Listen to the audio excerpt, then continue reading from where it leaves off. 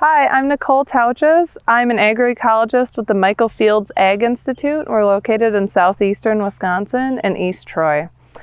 I am a Kernza researcher, so I spend about half of my research program time working on Kernza. Kernza is the first perennial grass undergoing domestication in the United States and commercialization. So this might look just like any old meadow grass, but this plant has been selected for increased grain size, increased grain yield, and other domestication traits like non-shattering, free threshing, those kinds of things. Kernza is the food product of a grass called intermediate wheatgrass, which was selected as a candidate for domestication out of many different perennial grasses because it already has larger seed sizes and because it already tastes good. And why are we doing this? We talk about the dream of perennial agriculture. In talking to no-till farmer, this is an audience that's already very familiar with the harm that repeated tillage can do to soil, to our ecosystem. So we're thinking about conservation agriculture. And what better to do that than a perennial crop? The problem historically is that we've not had perennial crops that produce food for humans, and that's what we're trying to change with Kernza.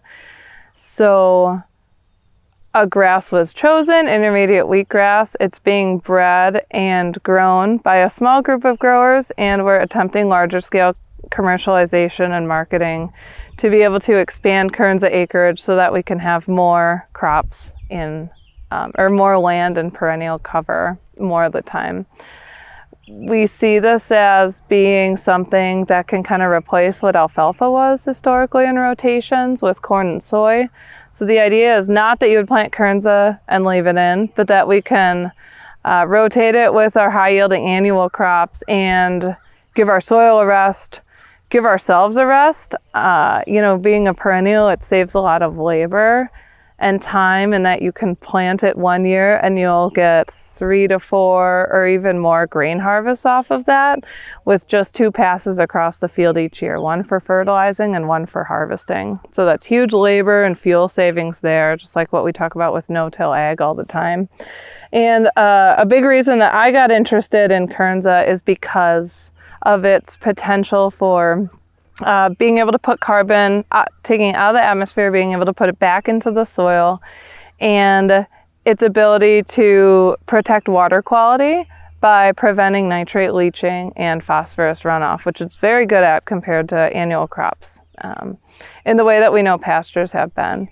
Something that I talk about a lot with folks around here, around East Troy, is we see a lot of acres going out of production. They're being bought up and planted into conservation plantings. So they're taken out of production. Essentially, they're not producing food for humans.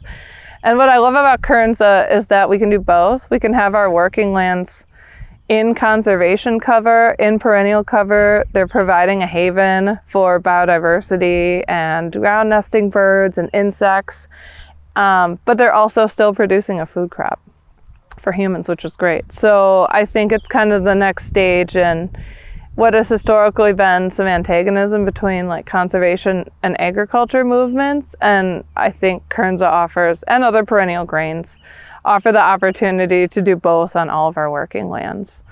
So I'm really excited about it. And while there are lots of challenges and barriers still that I don't want to gloss over, I think that there's a lot of potential here and I'm in it for the long haul.